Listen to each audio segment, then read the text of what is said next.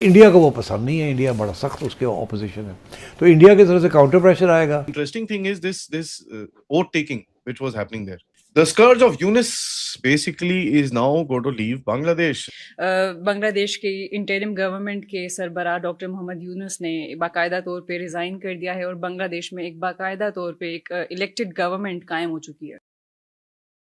नई सरकार की सबसे ज्यादा चर्चा इस बात को लेकर हो रही है कि कैबिनेट में 2 हिंदू अल्पसंख्यकों पॉलिसी के को पीछे मंत्री बनाया गया हमारे है। भी कुछ इंटरेस्ट थे, अच्छा, तो मेरा ख्याल है अब वो इतनी प्रोवोकेशन नहीं होगी, और मेरा ख्याल है वो अब बांग्लादेश अफोर्ड नहीं कर सकता उस किस्म की policy. And that's what I think for India, ठीक है, इंडिया के certain amount of optimism है कि you have an elected government और उसके साथ डिप्लोमेटिक रिलेशन अच्छा करना चाहिए। बांग्लादेश नेशनलिस्ट पार्टी ने इक़्तिदार संभाल लिया, हुकूमत बना ली है, और अभी जब हम बात कर रहे हैं तो तारिक रहमान ने बांग्लादेश के as a prime minister oath भी ले लिया है। इंडिया सेंट्रिक पॉलिसी रही है, हमेशा ताउन किया जाता रहा।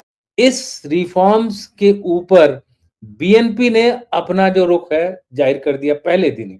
जिस दिन इलेक्शन हुआ उसी दिन उन्होंने अपना इस रिफॉर्म के अगेंस्ट रुख जाहिर किया, इस बात से कि हम सारी कंडीशन से सहमत नहीं है। प्रधानमंत्री नरेंद्र मोदी ने बांग्लादेश के पीएम तारिक रहमान को संसदीय चुनाव में बीएनपी की शानदार जीत और उनके प्रधानमंत्री बनने की बधाई दी।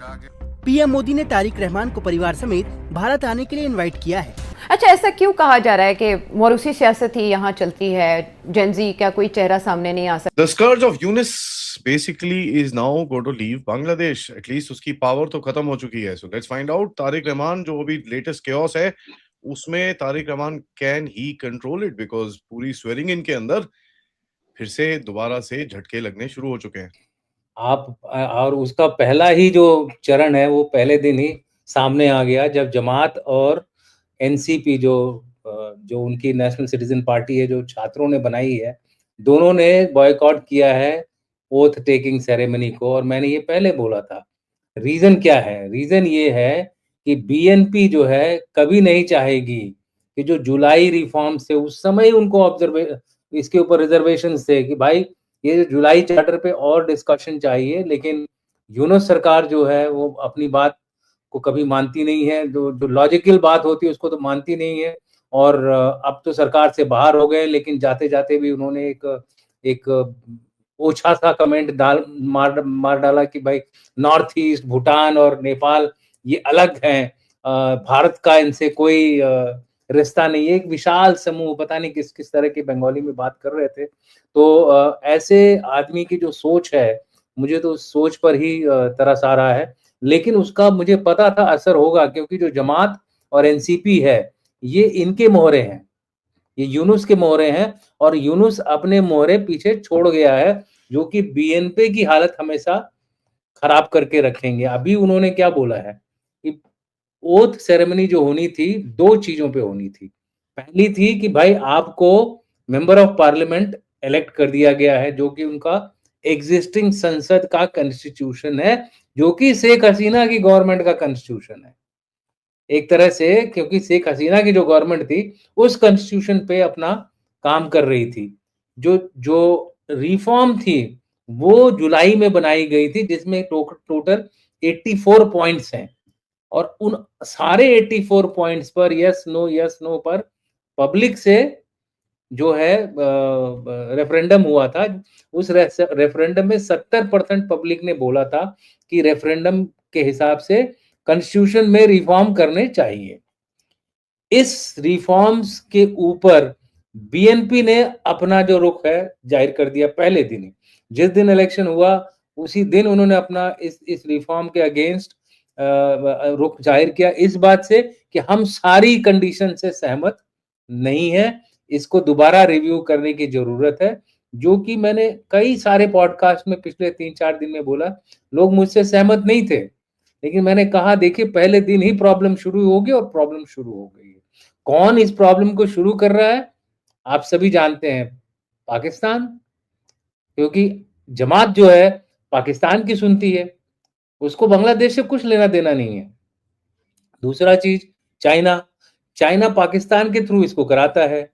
तीसरा अमेरिका को तो हमेशा यही रहेगा कि भारत को किसी न किसी तरह से टांग के रखें भाई, उनका ध्यान बटा के रखें।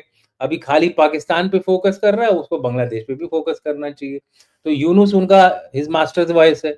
एचएमबी के रिकॉर्ड होते थे ना पहले पुराने जमाने में, वो नोबेल लॉरेट कहने के लायक नहीं है, कहलाने के लायक नहीं है। उन्होंने हिज मास्टर वॉइस की तरह जाते जाते भी ऐसा स्टेटमेंट दे दिया, जो आपने शायद प्रोग्राम किया था अपने अपने चैनल में, कि उन्होंने नॉर्थ ईस्ट को एक बार दोबारा, जैसे एक बार और स्टेटमेंट दी थी, वही बात कही और भारत का जिक्र तक नहीं किया। सो अब आप देखेंगे कि क्यों ये डिफरेंस हो रहा है। जमात ने बोला कि अगर आप दोनों चीज पर, यानी कि मेंबर ऑफ पार्लियामेंट के लिए और member of constitutional reform committee, जो कि रेफरेंडम के रिफॉर्म थे, दोनों के लिए ओथ लीजिए। मतलब हर चुने हुए एमपी को 2 ओथ लेनी थी, एक तो कॉन्स्टिट्यूशन पे और दूसरी इलेक्टोरल रिफॉर्म पे।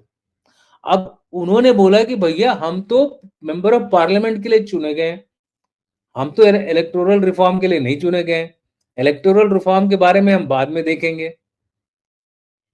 और रेफरेंडम में ये बताया गया था कि 270 दिन के अंदर, एक्चुअली 180 था, बाद में इसको चेंज करके 270 दिन कर दिया। 270 दिन के अंदर ये रिफॉर्म्स लागू हो जाने चाहिए। अब इसमें बड़े बड़े रिफॉर्म्स क्या है? बड़ा रिफॉर्म है कि भाई प्राइम मिनिस्टर के पावर अब कट जाएंगे, थोड़ा सा उसमें कटौती होगी और प्रेसिडेंट के पावर बढ़ा दिए जाएंगे। उसका कारण ये था कि जमात ये शायद उम्मीद कर रहा था कि यूनुस भाई साहब प्रेसिडेंट बन जाएंगे, उनके पावर बढ़ जाएंगे, वो तारिक रहमान के ऊपर थोड़ा सा डंडा काबू करके रखेंगे। अब तारिक रहमान तो पुराना खिलाड़ी है,